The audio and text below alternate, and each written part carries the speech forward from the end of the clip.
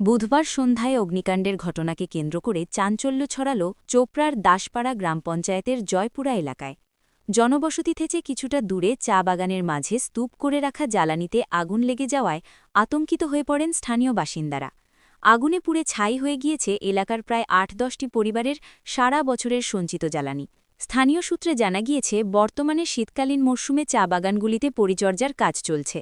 প্রতি বছরের মতো এবারও বাগানের ছেটে ফেলা ডালপালা বা লাকড়ি সারা বছরের রান্নার জ্বালানি হিসাবে ব্যবহারের জন্য মাঠের মাঝে সংগ্রহ করে রেখেছিলেন স্থানীয় চা শ্রমিকরা।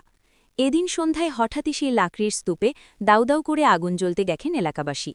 জানা গিয়েছে, জয়পুরা এলাকার প্রায় ৮ থেকে ১০টি পরিবারের জমানো জ্বালানি এই আগুনে সম্পূর্ণ ভস্মীভূত হয়ে গিয়েছে। ক্ষতিগ্রস্ত এক বাসিন্দা জানান, কারা এই কাজ করল বুঝতে পারছি না, আমাদের সারা বছরের রান্নার সম্বলটুকু শেষ হয়ে গেল।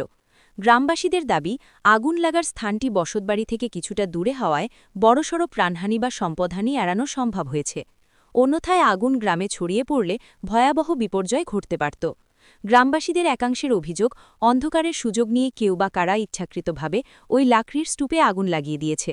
যেহেতু এলাকাটি ফাঁকা মাঠের মাঝে ছিল, তাই প্রাথমিকভাবে বিষয়টি কারণ নজরে আসেনি। এই ঘটনার পেছনে কোনো শত্রুতা রয়েছে কিনা তা খতিয়ে দেখছেন স্থানীয়রা। ইতিমধ্যেই বিষয়টি স্থানীয় প্রশাসনকে জানানো হয়েছে। খবর পেয়ে ঘটনাস্থলে ভিড় জমান স্থানীয় বাসিন্দারা। তবে গ্রামবাসীরা আগুন নেভানোর চেষ্টা করার আগেই জ্বালানির স্তূপগুলি ভস্মীভূত হয়ে যায়। এই যে এখানে রাতের অন্ধকারে আগুন লাগেছে, কিন্তু কিভাবে লাগলো কেউ বলতে পারে না। এটা কোন এলাকা? জয়পুরা, আমার দাসপুরা গ্রাম পঞ্চায়েতের পাশে জয়পুরা। মানে কোথায় আগুন লাগিয়ে দেওয়া হয়েছে? এই বাইরে এখানে অনেকজন লোকই করে জড়াইছিল। মানে চা গাছের ডাল জমা করে রাখা হয়েছিল। চা গাছ অনেক ক্ষতি হয়েছে, তো কোম্পানি ছিল পাশে। ফাঁকা জায়গার মধ্যে আগুনটা লাগাই তেমন কোনো একটা ক্ষয়ক্ষতি হয়নি, নাহলে পাশে আশেপাশে যদি বাড়ি থাকতো তাহলে অনেক ক্ষয়ক্ষতির আশঙ্কা ছিল। হ্যাঁ, ওটাই ক্ষতি হতো, কিন্তু এখন বাইরে লাগাইছে, কে লাগাইছে কেউ বলতে পারে না। কতজনের এই লাকড়ি ছিল এখানে? 5 থেকে 7 জনের ছিল, ক্ষয়ক্ষতি হলো। আপনার নাম? আমার নাম সাইবুল ইসলাম।